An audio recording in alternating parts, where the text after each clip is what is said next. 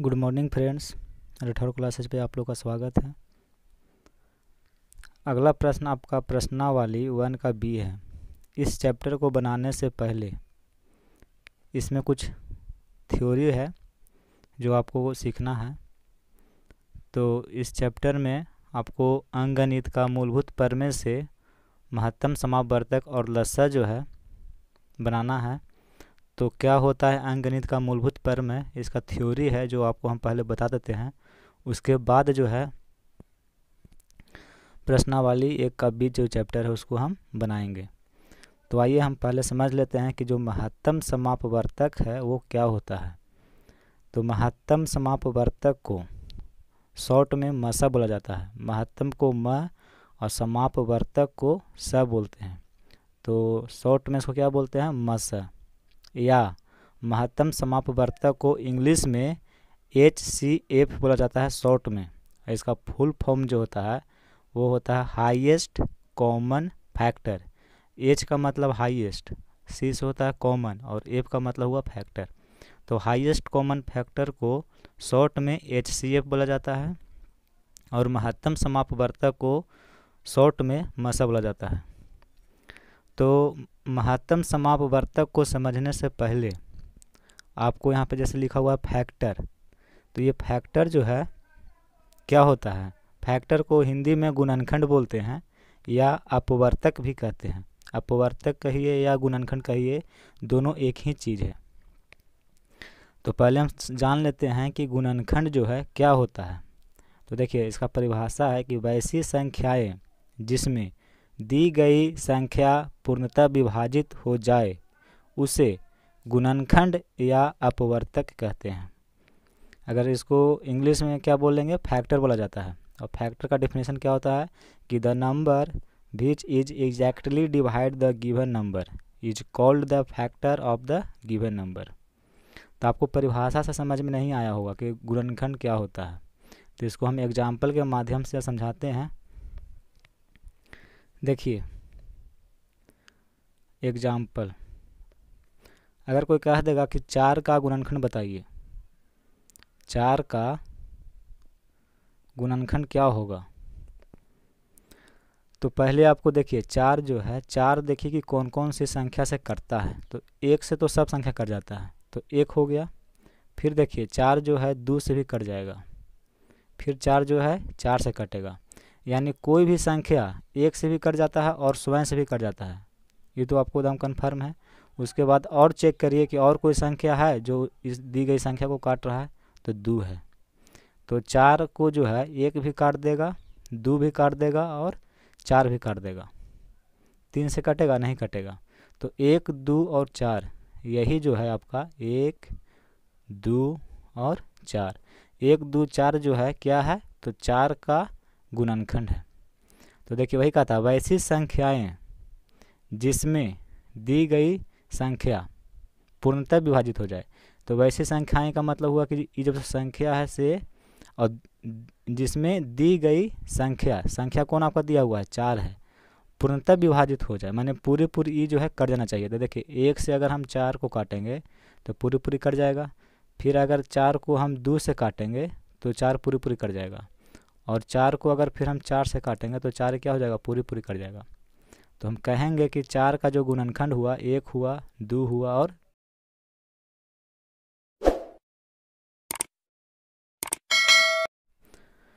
अब देखिए बोलेगा कि 5 का गुणनखंड बताइए।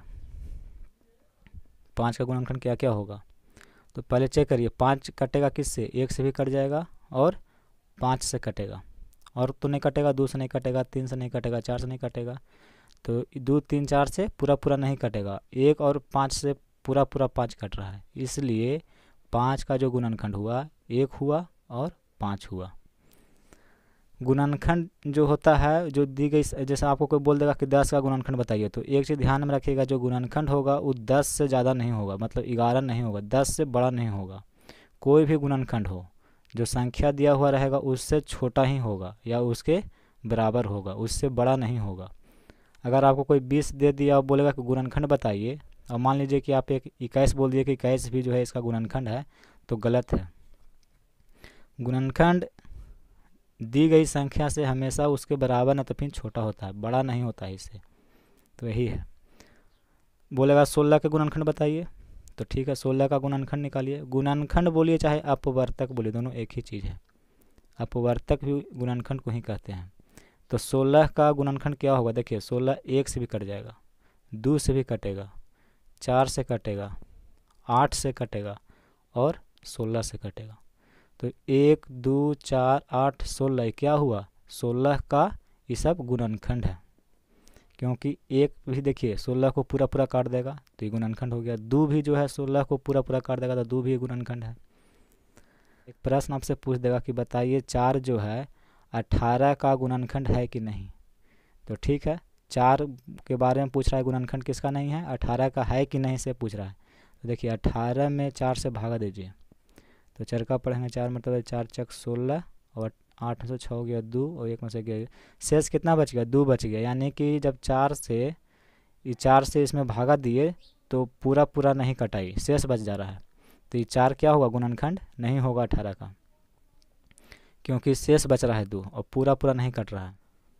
अब जो है कुछ आप अपने मन से जो है अपने मन से बनाइए, गुणनखंड निकालिए। जैसे 6 का गुणनखंड निकालिए, 10 का गुणनखंड निकालिए, 15 का गुणनखंड निकालिए, 20 का गुणनखंड निकालिए, क्या होगा। देखिए 6 का बताते हैं। 6 का गुणनखंड 1 होगा, 2 होगा, 3 होगा और 6 होगा। इस सब से जो है 6 कट जाएगा, इसलिए सब क्या हुआ, गुणनखंड हुआ। और गुणनखंड जो होता है देखिए 6 हार्डली कितना होता है, इसके बराबर होता है, इससे बड़ा गुणनखंड नहीं होगा। 6 से नीचे रहेगा या 6 के बराबर रहेगा तो सब गुणनखंड हो गया। तो 10 के भी निकाल लीजिए, 1 होगा, 2 होगा, 5 होगा और 10, ये सब क्या है, गुणनखंड है। तो गुणनखंड या अपवर्तक दोनों एक ही चीज़ है। तो परिभाषा समझ में आ गया कि वैसी संख्या जिसमें दी गई संख्या पूर्णतः विभाजित हो जाए उसे गुणनखंड या अपवर्तक कहते हैं। अब आगे जो है, अब देखिए अब कहता है गुणनखंड के गुण। अब जब गुणनखंड आप पढ़ लिए तो गुणनखंड के कुछ गुण होता है, वो गुण के बारे में समझ जाइए, इंग्लिश में प्रॉपर्टीज ऑफ फैक्टर्स। तो गुणनखंड का पहला गुण है कि सभी संख्याओं का गुणनखंड 1 होता है। कोई भी संख्या आप ले लीजिए, मान लीजिए कि 5 लिए, तो देखिए 5 है तो 1 से कटेगा, इसलिए गुणनखंड इसका 1 है। 5 भी होगा, लेकिन कोई भी संख्या हो उसमें सब में एक जो है सब का गुणनखंड 1 होता है, और हो सकता है लेकिन एक सब में रहता है। मान लीजिए कि आप 10 ले लिए, तो 10 का गुणनखंड देखिए 1 है, 2 है, 5 है और 10 है। तो देखिए 1 इसमें भी है, यानी कहने का मतलब सभी संख्याओं का गुणनखंड 1 होता है। तो सही बात है, क्योंकि सभी संख्या जो है 1 से विभाजित हो जाता है, तो जो विभाजित हो जाए तो गुणनखंड कहलाता ही है। तो 1 क्या है, आपका गुणनखंड है। तो पहला समझ गए, सभी संख्याओं का गुणनखंड 1 होता है, यही कह रहा है। दूसरा देखिए, किसी भी संख्या के गुणनखंडों की जो संख्या है वो निश्चित होती है।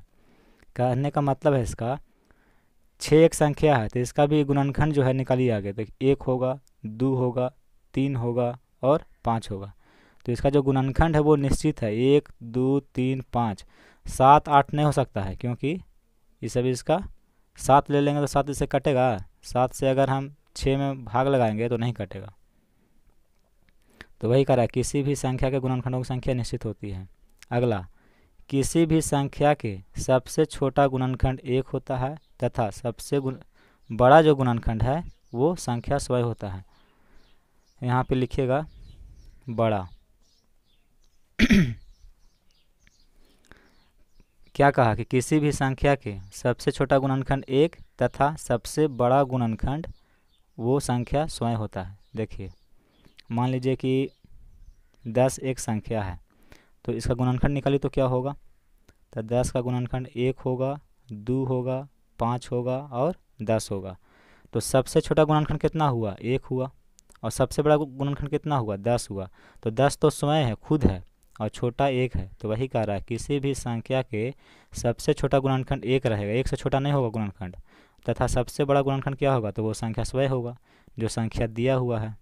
अब मान लीजिए कि 15 है, तो 15 देखिए 15 का गुणनखंड करिए, 1 भी गुणनखंड होगा, 3 गुणनखंड इसका होगा, 5 गुणनखंड होगा और 15 गुणनखंड होगा। तो छोटा गुणनखंड कितना है, 1 है, और सबसे बड़ा गुणनखंड कितना है, 15 है, यानी 15 तो खुद है, स्वयं है। तो वही कह रहा है किसी भी संख्या के सबसे छोटा गुणनखंड 1 तथा सबसे बड़ा गुणनखंड वो संख्या स्वयं होता है।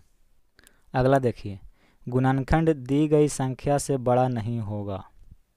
इसका मतलब मान लीजिए कि 8 है, अब आपको कोई संख्या दे दिया, अब बोला कि इसका गुणनखंड बताइए, तो इसका गुणनखंड 1 होगा, 2 होगा, 4 होगा, 8 होगा। तब देखिए 8 हुआ, 9 नहीं ना हुआ, 8 से तो बड़ा नहीं हो रहा है। 8 से जब भी गुणनखंड रहता है तो छोटा रहता है। तो वही कह रहा है गुणनखंड दी गई संख्या से बड़ा नहीं होगा। हाँ, 8 के बराबर हो जाएगा, लेकिन 8 से बड़ा 9 नहीं होगा, 10 नहीं होगा। ये चीज़ आप याद रखिएगा। फिर कह रहा है कि सभी संख्याएं अपने गुणनखंड से पूर्णतः विभाजित होता है। सभी संख्याएं, मान लीजिए कोई आप संख्या को ले लीजिए, हम संख्या ले लेते हैं 20, ठीक है। सभी संख्याएं, तो एक संख्या ले लिए 20 अपने गुणनखंड से, तो इसका गुणनखंड पहले करिए। तो 20 का गुणनखंड 1 होगा, 2 है, 4 है, 5 है, 10 है और 20 है। एक तो देखिए अपने गुणनखंड से पूर्णतः विभाजित, मैंने पूरा पूरा विभाजित हो जाए जो संख्या दिया हुआ है। तो संख्या 20 दिया हुआ था, तो इसका गुणनखंड हम निकाले तो इस गुणनखंड आया। अब किसी भी गुणनखंड से भाग दे दीजिए, ये पूरा पूरा कट जाएगा। 1 से दीजिएगा तो भी 20 कट जाएगा, 2 से भी भाग लगाइएगा तो 20 पूरा पूरा कट जाएगा, 4 से भी लगाइएगा तो 20 पूरा पूरा कट जाएगा, 5 से भी लगाइएगा तो पूरा पूरा कट जाएगा। यानी जो संख्या रहता है उसका जो गुणनखंड आप निकालते हैं और गुणनखंड से अगर भाग लगाइएगा तो संख्या जो रहेगा ये पूरा पूरा कट जाएगा। वही कहता है सभी संख्याएं अपने गुणनखंड से पूर्णतः विभाजित होता है।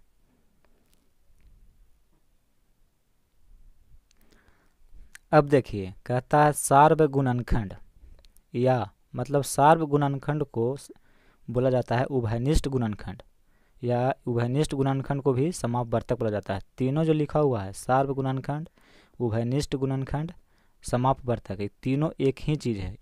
चाहे आप सार्व गुणनखंड बोलिए या उभयनिष्ठ गुणनखंड बोलिए या आप समापवर्तक बोलिए, तीनों एक ही चीज़ है।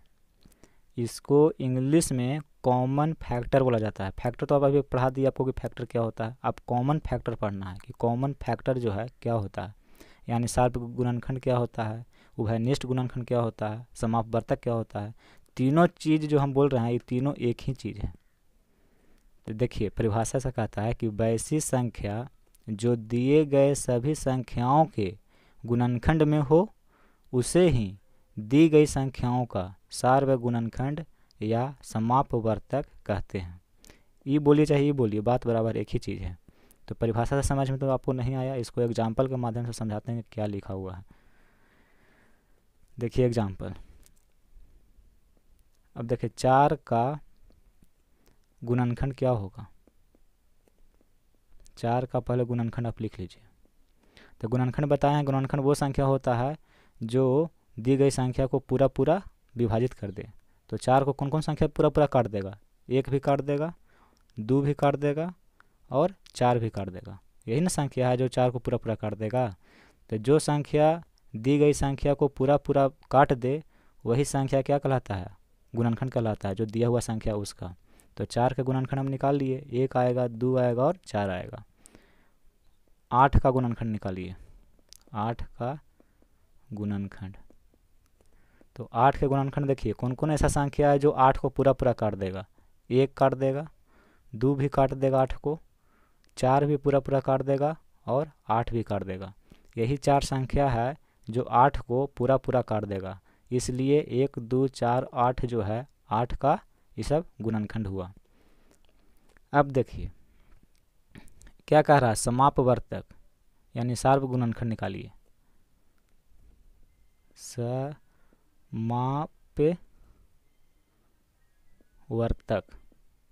इंग्लिश में कॉमन फैक्टर कहते हैं। देखिए इसको इंग्लिश में कॉमन फैक्टर कहते हैं, इसको सीख लीजिए। तो 4, 8 का आपको बोल देगा कि 4, 8 का समापवर्तक बताइए क्या होगा। तो फैक्टर आगे निकालिए दोनों का, 4 का भी निकाल लीजिए, 8 का भी निकाल लीजिए, और उसके बाद कह रहा है कॉमन फैक्टर यानी समापवर्तक। अब तो फैक्टर देखिए इसमें भी 1 है, इसमें भी 1 है, जो दोनों में हो वही जो है आपका समापवर्तक जो है कहलाता है। तो इसमें भी 1 था, इसमें भी 1 था, तो हम 1 ले लिए, ठीक। अब इसमें देखिए 2 है, इसमें भी आपका 2 है, तो ये भी आपका क्या हो गया, कॉमन फैक्टर हो गया। कॉमन का मतलब होता है कि जो संख्या, जितना भी संख्या दिया हुआ उस सब में होना चाहिए, और फैक्टर माने गुणनखंड उसका होना चाहिए।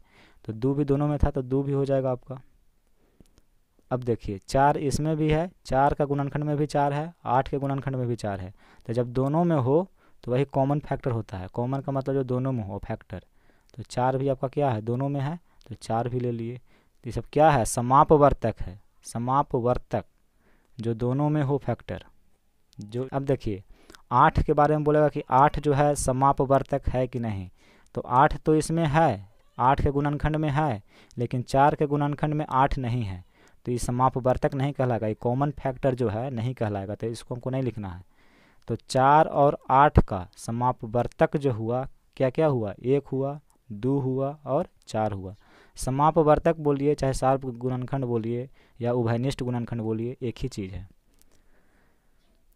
अच्छा अब चलिए, अगर 3, 9 एवं 12 का समापवर्तक जो है बताएं।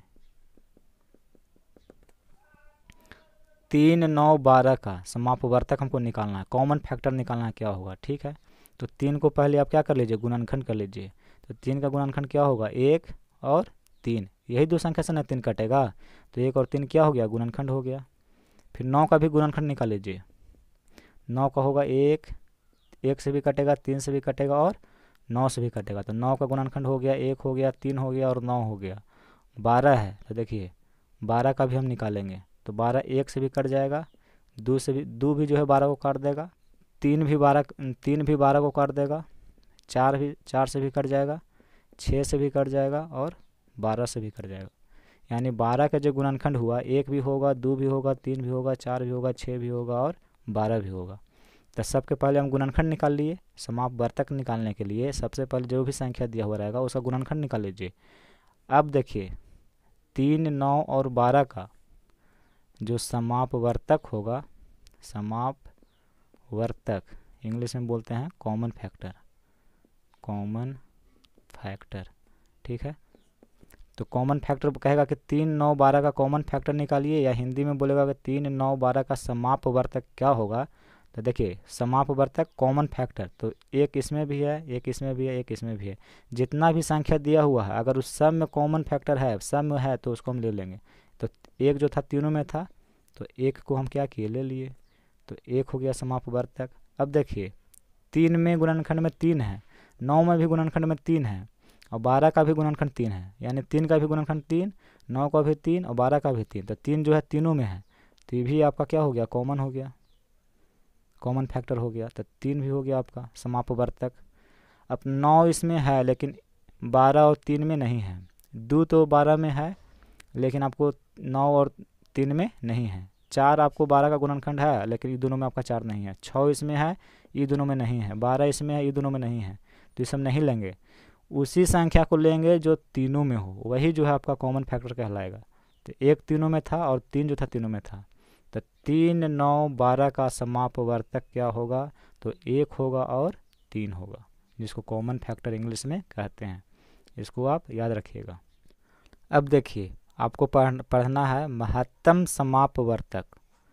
तो इसको इंग्लिश में क्या कहते हैं, हाईएस्ट कॉमन फैक्टर, जिसको शॉर्ट में HCF कहा जाता है। और महत्तम जो समापवर्तक है इसको शॉर्ट में म स कहते हैं। म से हुआ महत्तम और स से समापवर्तक। महत्तम समापवर्तक में समापवर्तक आपको हम बता दिए कि क्या होता है, समापवर्तक किसे कहते हैं। उसमें अब आगे जुट गया क्या, महत्तम समापवर्तक, इसी को म स कहते हैं। आइए देखते हैं परिभाषा इसका क्या है।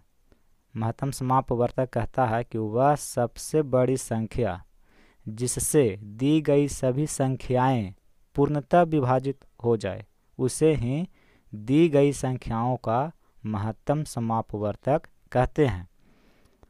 जब हम एग्जाम्पल देकर के समझाएंगे तो परिभाषा अपने आप समझ में आ जाएगा कि परिभाषा क्या कह रहा है। तो इसका एग्जाम्पल देखिए। पहले आप जो है कह देगा कि 4 और 8 का मसा बताएं। मसा ज्ञात करें, एक ही चीज़ है। देखिए 4 8 का मसा ज्ञात करें, मसा यानी महत्तम समापवर्तक, ठीक है। तो आप क्या करिएगा, सबसे पहले 4 का गुणनखंड करिए। गुणनखंड आपको हम बता दिए हैं, इसका गुणनखंड होगा 1 2 4। 8 को भी गुणनखंड करिए, तो 8 का गुणनखंड होगा 1 2 4 और 8, यही गुणनखंड होगा। अब देखिए मसा निकालने के लिए 4 8 का मसा बोलेगा निकालने के लिए, तो सबसे पहले दोनों का गुणनखंड निकाल लिए जो संख्या दिया हुआ है। अब गुणनखंड में समापवर्तक को चेक करेंगे, ठीक है। समापवर्तक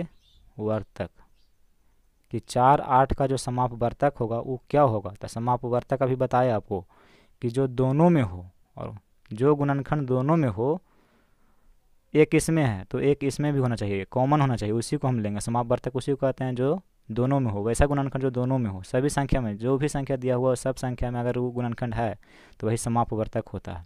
तो देखिए एक इसमें भी है एक इसमें भी है, तो कॉमन है ही, तो एक आपका समापवर्तक हो गया। अब देखिए 2 इसमें भी गुणनखंड है, 8 का भी गुणनखंड 2 है, तो 2 दोनों में है, तो 2 भी आपका क्या हो गया, कॉमन फैक्टर हो गया, तो 2 भी ले लिए। अब देखिए 4 इसमें भी फैक्टर है, 4 का भी फैक्टर 4 है, 8 का भी फैक्टर 4 है, तो 4 दोनों में यानी कि कॉमन है, कॉमन फैक्टर है, तो 4 भी ले लिए। कॉमन फैक्टर यानी समापवर्तक, तो समापवर्तक जो है 4 8 का 3 गो आया, कौन कौन आया, 1 आया 2 आया और 4 आया। और क्या कह रहा है, महत्तम समापवर्तक, अगर यहाँ पे हम लिख देंगे, नीचे लिखिए महत्तम समापवर्तक। देखिए तो समापवर्तक 1 2 4, तो महत्तम का मतलब क्या होता है, जो सबसे बड़ा होता है। सबसे बड़ा इसमें कितना है, 4 है, तो महत्तम समापवर्तक कितना हुआ, 4। किसका महत्तम समापवर्तक, तो 4 और 8 का। देखिए 4 8 का महत्तम समापवर्तक कितना हुआ, 4 हुआ, यानी कि 4 और 8 का मसा जो हुआ, महत्तम समापवर्तक नहीं लिख करके आप मसा भी बोल सकते हैं, तो 4 8 का मसा कितना हुआ, 4 हुआ। या आप बोल सकते हैं कि 4 8 का HCF जो है कितना हुआ, तो 4 हुआ। हाईएस्ट कॉमन फैक्टर क्या है इसका, तो 4 है। तो यही मसा होता है, जो कहता है ना कि मसा निकालिए मसा निकालिए।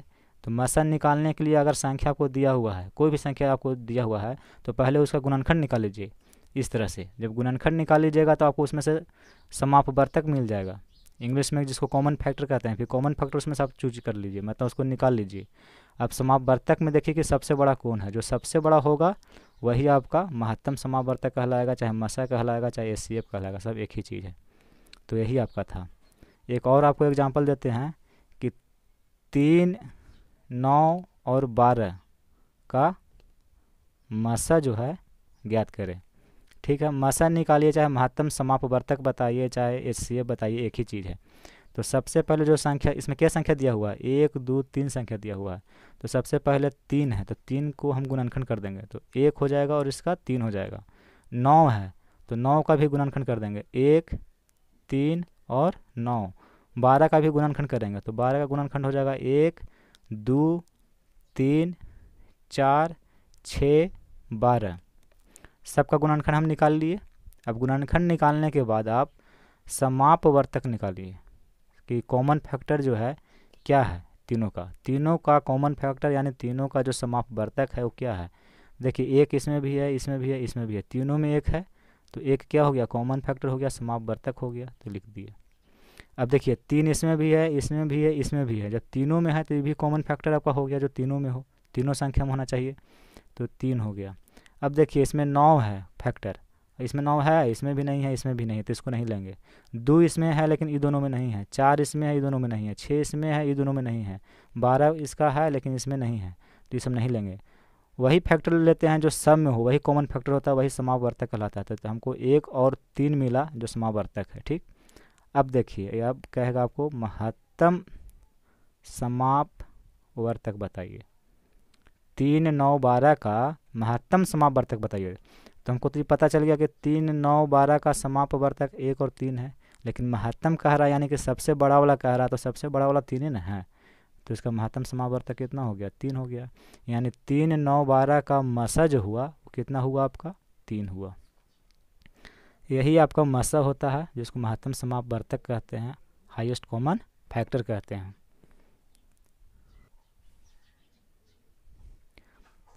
अब परिभाषा देखिए, अब समझ में आएगा कि परिभाषा जो है क्या कह रहा था। कहता है कि वह सबसे बड़ी संख्या जिससे दी गई सभी संख्याएं पूर्णतः विभाजित हो जाए। देखिए, दी गई सभी संख्याएं, इसको आप ले लीजिए, इसमें दो संख्या आपको दिया हुआ था 4 8, वही कह रहा है दी गई सभी संख्याएं आपका कौन हो गया 4 8 हो गया। वह सबसे बड़ी से बड़ी संख्या जिससे, तो बड़ी से बड़ी संख्या इसको काट, देखिए अब आपका संख्या हो गया 1 हो गया 2 हो गया 4 हो गया। तो संख्या कौन कौन दिया हुआ था, 4 दिया हुआ था, 8 दिया हुआ था। तो 4 और 8 को आपको 1 भी काट देगा, 1 भी काट देगा, 2 भी काट देगा दोनों को, 4 भी दोनों को काट देगा। और कोई संख्या है, देखिए 5 काटेगा दोनों को, नहीं काटेगा। 6 काटेगा, 6 भी दोनों को नहीं काटेगा। 7 है, 7 भी दोनों को नहीं काटेगा। 8 भी जो है दोनों को नहीं काटेगा। यानी कि 4 और 8 जो है इसको 1 काट सकता है, 2 काट सकता है और 4 काट सकता है। ठीक है, तो ये दोनों संख्या दिया हुआ है। अब ये 3 गो संख्या आपके पास है कि 3 संख्या जो है आपको 4 को भी काट देगा और 8 को भी काट देगा। लेकिन महत्तम समापवर्तक कहता है कि वह सबसे बड़ी संख्या जिससे दी गई संख्या को अगर हम भाग दे तो पूरा पूरा काट दे। तो देखिए संख्या दिया हुआ था आपके पास 3 संख्या है, तो 1 भी काट रहा है पूरा पूरा, 2 भी काट रहा है, 4 भी काट रहा है। लेकिन 1 2 4 में सबसे बड़ा कौन है, सबसे बड़ा 4 है। तो जो सबसे बड़ा संख्या रहेगा वही हमको लेना, वही मसा कहलाता है। तो 4 जो है आपका 4 8 का ये महत्तम समापवर्तक हुआ, यही 4 होता है। तो 4 और 8 का जो मसा कितना होगा, 4 होगा, क्योंकि 4 ऐसा वह सबसे बड़ी से बड़ी संख्या है जो दी गई संख्या को पूरा पूरा काट रहा है। काटने के लिए तो 2 भी काट रहा है, लेकिन 2 से भी तो बड़ा 4 है, 4 भी तो काट रहा है दोनों को, तो बड़ा वाला नहीं लेंगे। तो यही बड़ा वाला संख्या आपका मसा कहलाता है। इसमें देखिए 3 है, 9 है, 12 है, इसका मसा कह रहा है। तो यहाँ पर देखिए 3 9 12 देखिए 1 जो है ये तीनों को काट देगा। 2 देखिए 2 से ये सब कटेगा, नहीं कटेगा, तो 2 को मत लिखिए। 3 देखिए 3 से इसको भी काट देगा, 3 जो है इसको भी काट देगा, 3 जो है इसको भी काट देगा। अब 2 को हमको संख्या मिला, एक 1 मिला, एक 3 मिला, जो ये तीनों संख्या को काट रहा है। ठीक है, और 3 9 12 का क्या पूछा है, मसा पूछ रहा है कि मसा बताइए। तो हमको पता है कि मसा क्या होता है, मसा जो है वह सबसे बड़ी संख्या होता है जो दी गई संख्या को पूरा पूरा काट दे। जो संख्या दिया हुआ है अगर इसको पूरा पूरा काट देगा वही संख्या जो है आपका मसा कहलाता है। तो आपको 1 भी कह रहा है कि हम तीनों को काट देंगे और 3 भी कह रहा है कि हम तीनों को काट देंगे, तो मसा कौन होगा, 1 होगा कि 3 होगा। तो मसा वही होता है जो सबसे बड़ा संख्या होता है। तो सबसे बड़ा संख्या क्या हुआ, 3 हुआ। 3 भी कह रहा है 3 को काट देंगे, 9 को भी काट देंगे, 12 को भी काट देंगे। 1 भी कह रहा था कि हम भी 3 को काट देंगे, 9 को भी काट देंगे और 12 को भी काट देंगे। तो नहीं, 1 को हम नहीं लेंगे क्योंकि 1 जो है 3 से छोटा है। तो यही परिभाषा कहता है कि वह सबसे बड़ी संख्या जिससे, देखिए 1 और 3 में सबसे बड़ी संख्या कौन हुआ, 3 हुआ, जिससे दी गई संख्या में ये सब जो संख्या दिया हुआ है अगर भाग लगाएंगे तो ये सब पूरा पूरा कट जाएगा। किससे कट जाएगा, इस संख्या से कट जाएगा। तो वही संख्या जो है आपका मसा कहलाता है। अब देखिए यहाँ पे महत्तम समापवर्तक यानी मसा जो है 2 प्रकार से निकाला जाता है। एक होता है भाग विधि से, एक होता है अभाज्य गुणनखंड विधि से। तो भाग विधि से तो आप बचपन से बनाते हुए आए हैं। जैसे कहने का मतलब है कि आपको 2 गो संख्या दे देगा कि 4 और 8 का मसा बताइए, तो आप क्या करते हैं, 4 है और 8 है, 8 में 4 से भागा दे दिए, तो 4 दूनी के 8, 8 में से 8 गया, शेषफल 0। जब शेषफल 0 हो जाता है तो भाजक मसा कहलाता है। तो मसा बराबर जो है आपका 4 है। तो ये जो प्रक्रिया है इस प्रक्रिया को कहते हैं भाग विधि, और भाग विधि से अभी तक आप बनाते हुए आए हैं।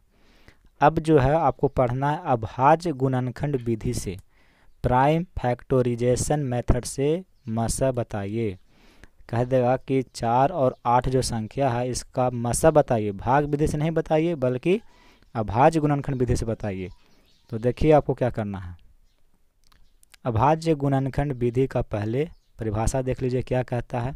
कहता है कि 2 या 2 से अधिक संख्याओं का मसा उनमें सार्वनिष्ठ अभाज्य गुणनखंडों में प्रत्येक के सबसे छोटे घात का गुणनफल होता है, वही मसा कहलाता है अभाज्य गुणनखंड विधि से। परिभाषा भी समझ में नहीं आएगा, जब एग्जाम्पल से हम समझा देंगे तो आपको परिभाषा अपने आप समझ में आ जाएगा। देखिए दो गो संख्या आपको दे देगा कि 4 है और 8 है, इसका मसा बताइए अभाज्य गुणनखंड विधि से। तो सबसे पहले आपको क्या करना है, 4 का गुणनखंड करिए, अभाज्य गुणनखंड करना है। तो 4 का कैसे होगा, तो 4 का अभाज्य गुणनखंड कैसे करते हैं, देखिए 2 का पढ़ेंगे 2 मरतबे, तो 2 दूनी का 4 हो गया, और फिर 2 से काटिए 1 मरतबे, यानी कि जब 4 का हम अभाज्य गुणनखंड किए तो क्या आया, 2 गुना 2 आया।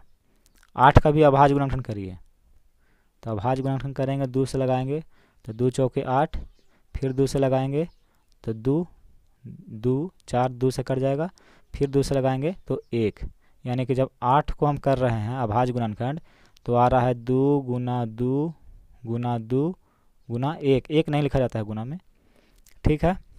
अब देखिए बराबर करिए, 2 के गो है 2 गो है, तो इसको हम लिख सकते हैं 2 के पावर 2, क्योंकि इसके पावर में 1 है, इसके पावर में 1 है, तो एक और एक क्या हो गया, जुट गया है। जब एक ही संख्या रहे और पावर उसका क्या होता है, जुट जाता है गुना में। तो 2 के गो है 2 गुना 2 गुना 2, यानी 2 जो है 3 बार गुना है, तो इसको आप लिख सकते हैं 2 के पावर 3। देखिए 2 के पावर 2, इसका 2 है, इसका पावर कितना है, पावर को हिंदी में क्या बोलते हैं, घात बोलते हैं। तो 2 के घात 2 है और इसमें 2 का घात कितना है, 3 है, तो इसका घात बड़ा है, इसका घात छोटा है। तो परिभाषा देखिए, तो 4 8 का जो मसा होगा, यहाँ पे देख लीजिए मसा, तो 4 8 का मसा बताइए। तो मसा जो होता है क्या होता है, जो सबसे छोटी घात वाला जो संख्या होता है वही मसा कहलाता है। और गुणनखंड दोनों में होना चाहिए, वैसी संख्या जो दोनों में हो और उसका घात जो है सबसे छोटा हो। तो 2 भी था, यहाँ भी 2 था, लेकिन इसका घात 3 है और इसका घात कितना है, 2 है, तो जो छोटा वाला होगा उसी को ले लेंगे, वही मसा कहलाता है। तो 2 का पावर 2 हुआ, यानी 2 गुना 2 और 2 दूनी के 4। तो 4 और 8 को जब हम अभाज्य गुणनखंड विधि से मसा निकाले तो कितना आया, 4 आया। तो वही परिभाषा कहता है कि 2 या 2 से अधिक संख्याओं का मस है। तो यहाँ पर 2 संख्या ने दिया हुआ था, 3 भी दे सकता है, 4 को भी दे सकता है, लेकिन कम से कम आपको 2 संख्या रहेगा। तो 2 या 2 से अधिक संख्याओं का मस है, उनमें ये जो संख्या है इसमें सार्वनिष्ठ अभाज्य गुणनखंडों में, सार्वनिष्ठ करने का मतलब है कि जो दोनों में होना चाहिए, और अभाज्य गुणनखंड देखिए 2 इसमें भी था इसमें भी था, और 2 कैसा गुणनखंड है, तो अभाज्य न संख्या है, तो अभाज्य गुणनखंड है। अभाज्य गुणनखंड में प्रत्येक के सबसे छोटे घात का गुणनफल होता है। तो देखिए सबसे छोटा घात किसका था, इसका घात कितना था, 3 था, इसका घात कितना है, 2 है। तो जो सबसे छोटा घात होगा उसी का जो गुणनफल होता है मसा होता है।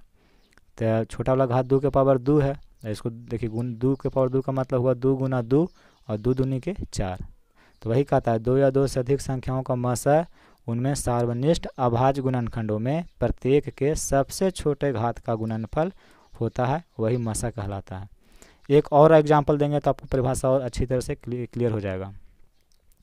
जैसे आपको बोल देगा कि 36 और 50 का मसा ज्ञात करे, किस विधि से, अभाज्य गुणनखंड विधि से। तो देखिए सबसे पहले 36 है, तो 36 का अभाज्य गुणनखंड कर लीजिए कितना होता है। तो 36 का अभाज्य गुणनखंड करेंगे तो 2 से लगाएंगे तो ये 18 हो गया, फिर 2 से लगाएंगे तो 9 हो गया, फिर अब 2 से नहीं लगेगा 3 से लगेगा तो 3 हो जाएगा, 3 3 9। तो 36 का अभाज्य गुणनखंड किए तो हुआ 2 गुना 2 गुना 3 गुना 3, यानी कि 2 गो है तो इसको हम लिख सकते हैं 2 के पावर 2, और 3 2 गो है तो इसको भी हम लिख सकते हैं 3 के पावर 2। तो 36 का अभाज्य गुणनखंड कर लिए। अब 50 संख्या दिया हुआ है तो 50 का भी आप अभाज्य गुणनखंड कर लीजिए। तो 50 का जब अभाज्य गुणनखंड हम करेंगे तो पहले 2 से लगाएंगे, तो 2 से लगाएंगे तो 25 होगा, अब 2 से नहीं लगेगा 5 से लगेगा, तो 5 5 25 हो जाएगा, यानी कि इसका अभाज्य गुणनखंड किए तो 2 गुने 5 गुना 5 आया। अब देखिए 2 एक गो है तो 2 लिख दिए, और 5 2 गो है तो 5 के पावर 2 लिख दिए। तो 36 और 50 का जो है हमको क्या निकालना है, HCF निकालना है, यानी कि मसा निकालना है। तो देखिए मसा क्या कहता है, मसा कहता है कि इसका घात जो है छोटा रहेगा वही मसा कहलाता है। तो इसमें 2 के पावर 2 है, इसमें कितना है 2 है, इस पर कुछ नहीं है तो 1 छिपा हुआ है, यानी कहने का मतलब ये 2 के पावर 1 है और ये 2 के पावर 2 है, तो कॉमन तो है लेकिन घात किसका कम है, तो इसका कम है। देखिए 2 के पावर 1 है तो ये ले लिए 2 हो गया। अब इसमें देखिए 3 के पावर 2 है और इसमें है 3 है, ये नहीं है तो इसको नहीं लेंगे, दोनों में होना चाहिए, और जो सबसे कम पावर वाला होगा वही लेंगे। 5 के पावर 2 है और इसमें 5 नहीं है तो इसको भी नहीं लेंगे, कॉमन है ये नहीं है, तो कॉमन इसमें सिर्फ हमको मिला 2 दोनों में, और इसका पावर 2 था, इसका पावर 1 था, इसलिए इसको हम ले लिए।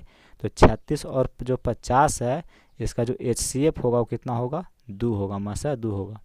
तो वही कहता है कि 2 या 2 से अधिक संख्याओं का मसा, तो यहाँ पर हम 2 संख्या कभी निकाल रहे हैं, उनमें सार्वनिष्ठ अभाज्य गुणनखंडों में प्रत्येक के सबसे छोटे घात का गुणनफल होता है।